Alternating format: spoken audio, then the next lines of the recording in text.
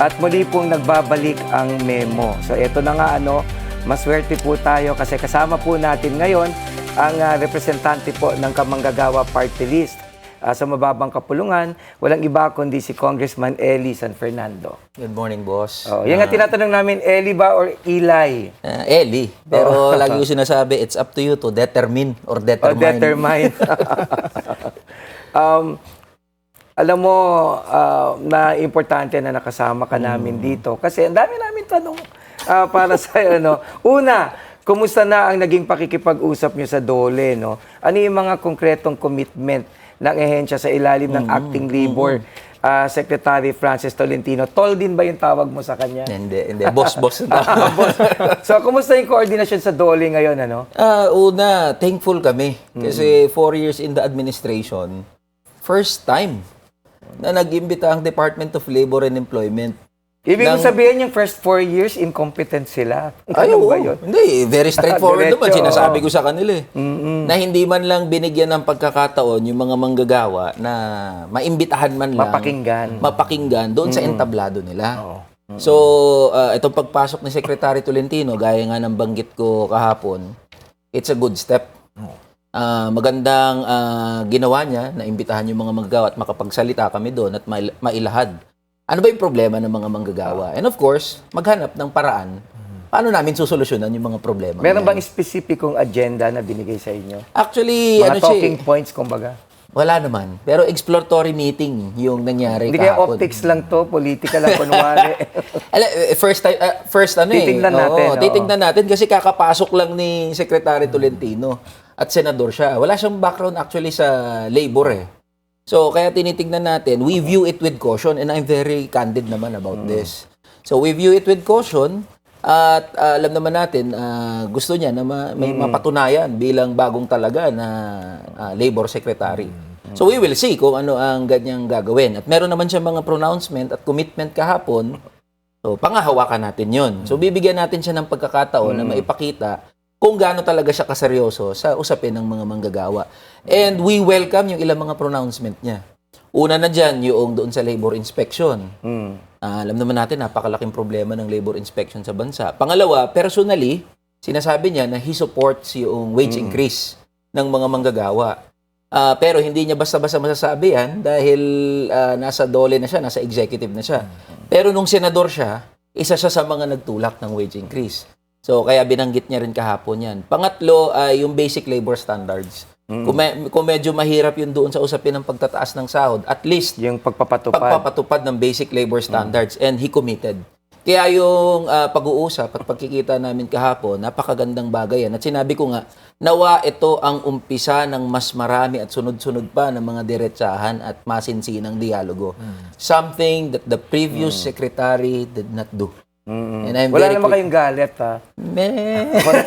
Konti. Pero nabanggit mo kasi, di ba, na merong mahigit 21,000 na mga reklamo ang natanggap sa sumbungan ng manggagawa. Sa tingin mo, ano yung mga pinakamadalas na reklamo ng mga workers? Ngayon, alam ko, syempre, una dyan yung illegal dismissal. Pero specifically, ano yung mga nakita mo?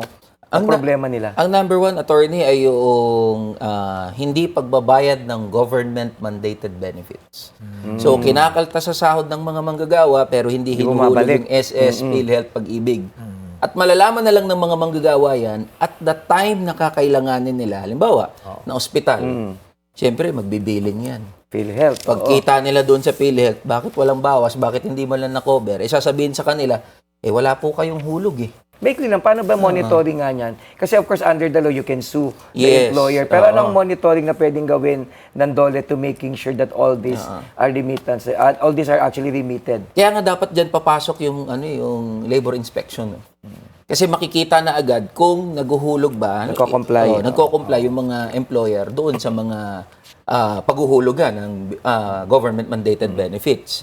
Ang problema rin kasi, attorney, parang walang group chat . Yung SS, Pag-ibig, PhilHealth, pati DOLE.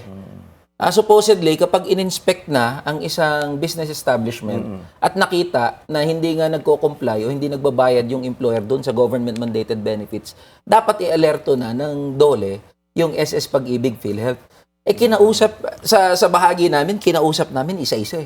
Kinausap namin ni SS, PhilHealth, Pag-ibig, magkakahiwalay. Supposedly, dapat magsama-sama na yan So, dapat may group chat yan o dapat mag-synergize sila ng effort para habulin itong mga airing ng mga employer. Dapat ka automated na no? Madali.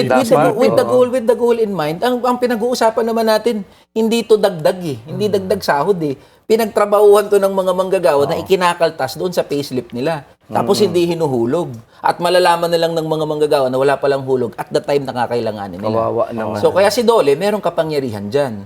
So kapag nag-inspect yan at nakita niya na hindi nga compliant itong mga business establishment, alertuhin niya na. Ang sama na wala ka ng SSS, wala ka ng PhilHealth, wala ka pang pag-ibig. ang Yan lungkot, ang problema. Buti ikaw, balita ko, madami daw. Ayoko na magsalita tungkol dyan. Malamig pa naman ng mga gabi dahil nabagat na. Pero kung Eli, gaano naman kalawak ang problema ng contractualization pa rin? Matindi. Security of tenure. It has been decades already na pinaglalaban yan. Before, alam natin yung 555, di ba? Every 5 months, mag-renew ka ng kontrata kasi on the 6th month, regular ka na dapat. So, uso yan ngayon. Mas naging malubhayan ngayon dahil yung mga manpower agency. So, hindi ka na ngayon kinoconsider na empleyado noong principal o noong kumpanya, kundi empleyado ka na nung manpower agency. Pag tinignan natin, wala namang ambag yung manpower agency, sa totoo lang. You can be directly hired by the company. Pero ang nangyayari ngayon, yung mga manggagawa nagiging regular sa agency at dekada-dekada to. Ilang dekada na yan. Tapos, last administration, umabot na yan sa table ng Pangulo kay FPRRD. Ang problema, pangako rin ni Pangulong Digong yan during that time. Napanood ko yun Pero nung umabot sa table niya, vinito. So, ang problema naman ngayon, under PBBM, wala siyang kahit anong pronouncement. So, kaya napakalaking problema nitong security of tenure. Mukhang may pressure mula sa business sector nung nakaraang administrasyon. Definitely, hanggang ngayon naman, may pressure yan. So, security of tenure, pati wages, lagi namang firmly opposed yung mga big business groups dito sa pagtitiyak na maging regular ang trabaho. Kasi nga naman, ganun din, isipin mo, kung ikaw, malaking negosyante ka, gusto mo kumita ka. Ngayon, para ma-minimize mo yung cost, hindi mo gagawing regular yung mga manggagawa mo. Kasi kapag regular ang mga manggagawa, bibigay mo lahat ng benepisyo sa kanila. Siyempre, kabawasan sa kita ko yun. So, para malusutan ko kung ano nakasulat doon sa batas, na kailangan regular ang mga manggagawa, edi manpower agency ko na lang lahat sila. Parang work around nila yun. Ina-outsource. Outsource. Kahit na usually necessary and desirable yung trabaho, pwede ka namang mag-outsource Kapag hindi usually necessary and desirable yung sasabihin nila, mga security, pwede yan, yung housekeeping, pwede. Pero makikita mo sa lahat ng kumpanya ngayon, halos lahat ina-outsource na nila. So nalulusutan yung batas. So that is what we have asked the Department of Labor and Employment through Secretary Tolentino. What is the categorical position of the good secretary about security of tenure? Yun yung mga pinasa namin na mga position papers. Pero ikaw ang nasa mababang kapulungan. Ang hindi ko maintindihan, malaking panghihimok na ang ginagawa ng paggawa para magbalangkas ng mga batas, kagaya tapusin ang contractualization. Ang tanong ko lang, nalalagyan ba yung mga kasama mong mababatas? Ba't parang hindi nila pina-prioritize? Ilang kongreso na tayo? Tama. Anong problema? O sila mismo yung mga kapitalista? Ano ba yan? Hindi, ito, I can speak based from my experience. Merong House Bill number 8081 ngayon sa House of Representatives. Ito yung abolition of provincial rate. Yan yung tinutulak ko primarily. 200 congressman, attorney, ang sumusuporta, including Speaker Boji D. Hinaharang ni Executive Secretary Ralph Recto. So, sisisihin pala natin si Executive Secretary. Hindi, ang sisisihin natin, yung panghihimasok ng ehekutibo sa trabaho ng lehislatura. Dalawang magkahiwalay na bahay yan Co-equal branches. Pero bakit nangihimasok si Executive Secretary? Pero bakit naman kayo pumapayag panghimasukan? Sabi mo nga, yan ang next point ko. Yan ngayon ang tanong kay Majority Leader Sandro Marcos. Nagtatanong kami kasi if there are 200 congressmen who are already supportive of the bill, the logical step for the House is to schedule that bill for plenary debate. Pero kayo yung mayorya, ba't hindi nyo ipilit? Of course, ako you can make an issue. Nakikiusap ako dyan, attorney, Boss Willard. Sabi ko kay Majority Leader and sa House Leadership, if it's possible, mas schedule na for plenary debate. Kasi kung meron kayong concern about the bill, the proper venue would be through plenary debate. Kasi kung mag-uusap lang kami sa gilid-gilid, wala namang aabutin yun. Bali ang status nito kung pasado na sa committee level. Yes, in limbo ngayon. Okay. So, in between the committee and the plenary. Nabasa na rin yung committee report sa plenary. Ibig sabihin, iso-sponsor na lang siya for period of sponsorship and debate. And that is why we are imploring si Representative Sandro Marcos, Majority Leader. When you say we are imploring, anong specific na action na ginawa mo to get in touch with him and to basically ask him? Nakapag-usap kami personally. Anong pinangako niya sa'yo? Kasi, Nagpalusot ba? Or hindi, nangako? ang tinuturo niya ni Majority Leader ay ayaw ng economic managers and Executive Secretary Ralph Recto. So kaya nga ang sinasabi namin kay Majority Leader, Majo, baka naman po pwedeng isalang nyo na lang sa plenary. Para doon magkaalaman. Kasi magkakaroon ng buhay na sarili yan pag nasa plenary na So kaya yan yung pinagtataka namin. Pag tinanong naman si Executive Secretary, hindi naman niya masasagot directly. So sinasabi niya, bakit hindi imbitahin yung mga economic managers? So, para marinig din yung point nila. Dumaan na nga ng committee hearing So that's a question. Kami nagtatanong din, if there are already majority support for the bill, bakit hindi pa rin siya sumasalang sa plenary? So again, kay attorney, yung sinasabi ko kanina, we implore Majority Leader. Kung kailangan makikiusap ako. Kung kinakailangang ipaliwanag ko buo yung bill sa kanya, papaliwanag ko. Hindi ka pa ba nakapagpaliwanag nung nakausap ilang mo? beses na Kung kinakailangan, 100 beses na magpaliwanag, gagawin ko. Kinakailangan. So hindi niya naintindihan? Ibig mo sabihin? Meron naman mga staff yan si Majority Leader na magbe-brief sa kanya about the bill. So I think he understands. And in fact, I remember, ang binanggit niya is he understands the bill at naiintindihan niya yung importansya ng bill. So happened, meron nga mga umaharang. Kaya hindi ko sinisingil doon si Majority Leader Sandro Marcos. Pero ituturo ko si Executive Secretary Ralph Recto and the economic managers. Habang wala pa yan kung Eli, ano ang posisyon naman nila pagdating sa pagtataas ng minimum wage? Ayan, isa pang problema yan, Boss Willard. Kasi 19th Congress, pumasa na yung 200 pesos legislated wage increase. Namatay sa bicameral conference committee meeting. O ngayon, meron uli nakapending. Pinupush yan ng TUCP party list through Deputy Speaker Raymond Mendoza. Hindi rin umuusad ngayon. Bakit? The same argument. Ayaw din ng economic managers. Ayaw din ng Executive Secretary Ralph Recto. Not even 100 pesos. Not even 100 pesos. What we are pushing is 200 pesos for recovery. Babalik lang yun na walang halaga. Pero ayaw pa rin. Pero kailan lang naman pumasok si Executive Secretary Recto, Yes. no? Yung first 1.5 years DOF. nitong pamahala ay wala pa siya. Ang problema, nung nasa DOF siya, nangingialam na siya, doon pa rin siya. In fact, meron siyang pinirmahan na isang position paper ng mga economic managers, makikita yung pangalan niya, that they are opposed, himself included. They are opposed to any wage increase and any wage reform bills. Sadly, ito pa, ipasok natin, yung Department of Labor and Employment also, sa dami-dami nilang mga sinasabi, pero fundamentally, they are opposed to wage increase and wage reform bills na nakasalang ngayon sa House of Representatives. That is why, sinabi ko nga kay Secretary Tolentino kahapon, kung po pwede nilang pag-aralan yung mga position papers namin. Ano po ang mensahe niyo din kay ES Recto? Yes, Recto, tama ng pagiging salot sa buhay ng mga manggagawa at ordinaryong Pilipino. Ayaw mo tanggalin yung VAT, ayaw mo isuspend yung VAT, ayaw mong bawasan yung VAT. So, hindi bababa yung presyo ng mga bilihin. So, kung walang magagawa sa presyo ng mga bilihin, edi itaas mo yung sahod. Ayaw mo rin itaas yung sahod ng mga manggagawa.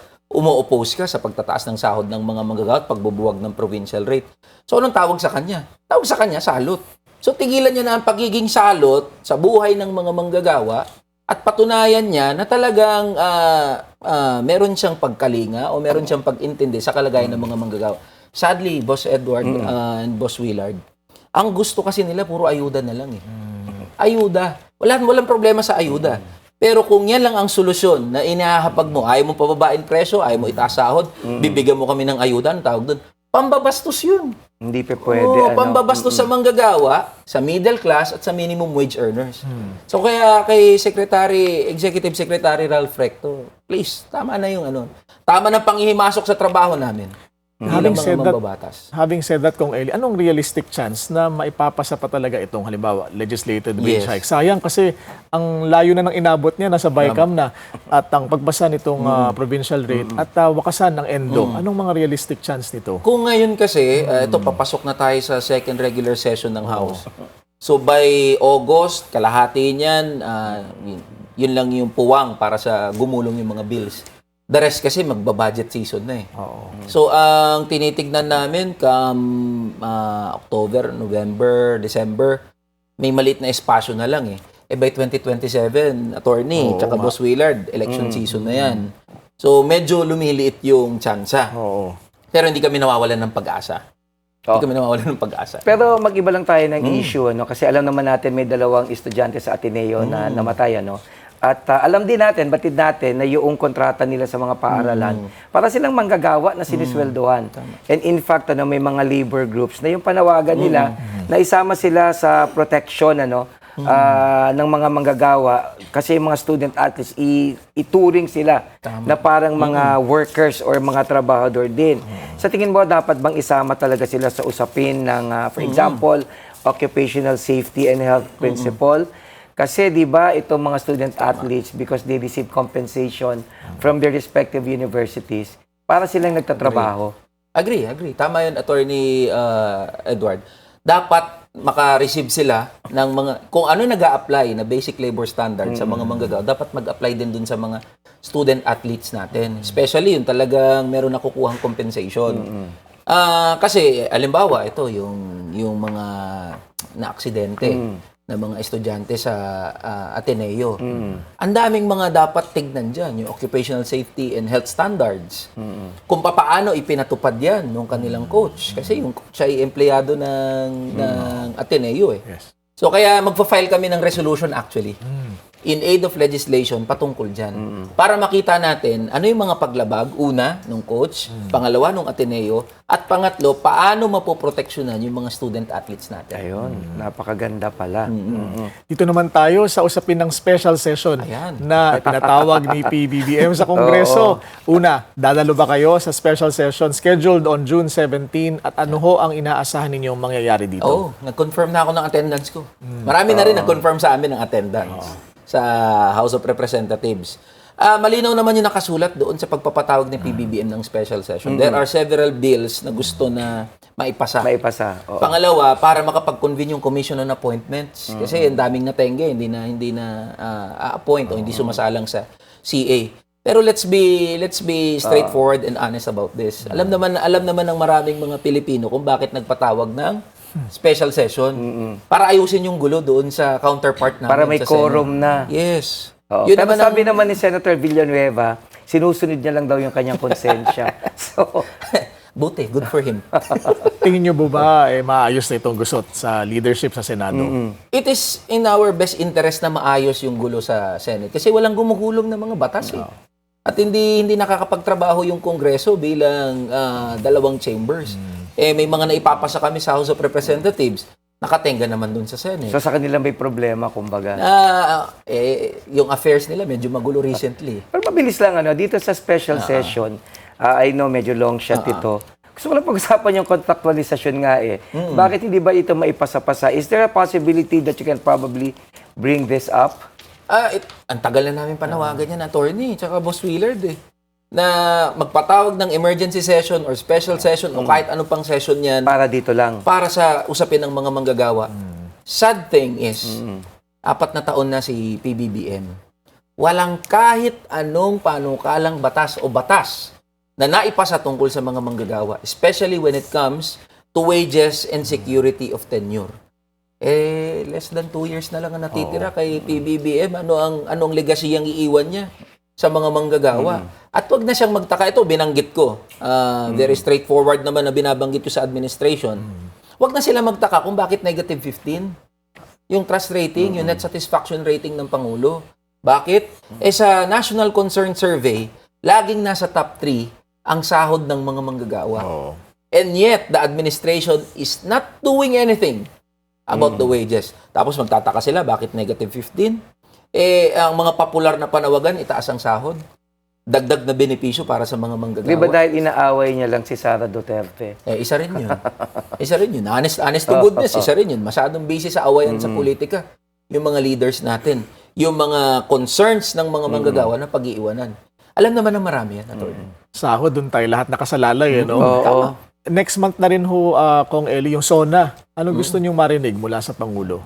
Umaasa pa rin ako, Boss Willard and attorney, na kahit papaano ay may mababanggit tungkol sa mga manggagawa. At least, yung mga pending bills tungkol sa mga manggagawa.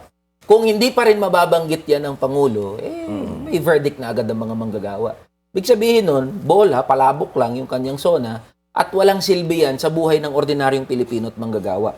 Unless the President will say anything explicitly and categorically tungkol sa pagtataas ng sahod ng mga manggagawa at pagbubuwag ng provincial rate. Pag di niya sinabi yan, we will consider the State of the Nation address na walang kwentang SONA. Ayun, oo. Habang ito namang sa usapin naman tayo ng anti-political dynasty. Ano bang posisyon ng Kamanggagawa Party We List don't dito? want to call it anti-political dynasty bill yung sa House of Representatives. We call it pro-dynasty bill. Kasi the Constitution is very clear about the wording. To prohibit. Ang ginawa dito sa version ngayon ng House of Representatives is regulating o parang ang pinapayagan. Na-institutionalize pa, no? Yes, that's the problem. Kaya malinaw ang tindig namin dyan, hindi yan yung gusto na anti-political dynasty bill ng mamamayang Pilipino. Pero what can we expect? Kaya ang problema, 80% Ayun nga, yun. Doon na nga ako miyembro patungo, ng mababang kapulungan ay bahagi ng mga dinastiya. doon na nga ako patungo eh. Bakit nga naman magpapasa ng isang panukalang batas yung gobyerno natin? Not only the House, pero yung buong gobyerno natin, kung karamihan ng mga nandyan ay galing sa dynasty. In the same manner, yung mga pro-worker bills nakatenga, kasi karamihan ng mga nasa gobyerno, pro-business o mga businessmen themselves. Negosyante pa rin, no? Panghuli, Kong Eli, ano po ang pangkalahatang panawagan ninyo sa Marcos administration with 2 years remaining under it? Kay PBBM, lagi naming sinasabi, Mr. President, PBBM, 4 na taon na ho kayo sa pwesto, sa posisyon. Wala man lang kahit isang makabuluhan na panukalang batas na naipasa o gumugulong man lang para sa mga manggagawa. Meron ng hinahain na concrete na po pwedeng tumulong at mag-alwan, makapagbigay ng alwan sa buhay ng mga manggagawa at ordinaryong Pilipino. Ang dapat na lang nagawin ng Pangulo ay i-certify yan as urgent o kahit papaano ay i-prioritize para mapag-usapan at para gumulong sa Kongreso. Pero kung mananatiling bingi at manhid ang Pangulo, maaalala si PBBM bilang isang Pangulo na tumalikod at walang silbi para sa mga manggagawa. Kaya ang panawagan namin kay Mr. President, PBBM, magkaroon tayo ng dialogo, masinsinang pag-uusap. Huwag nyo kasing itrato na nagagalit lang ang mga manggagawa. Ang pinag-uusapan natin dito, buhay at kamatayan. Pinag-uusapan natin dito, pangarap ng mga manggagawa na makapagbigay para sa kanilang pamilya ng maayos na buhay.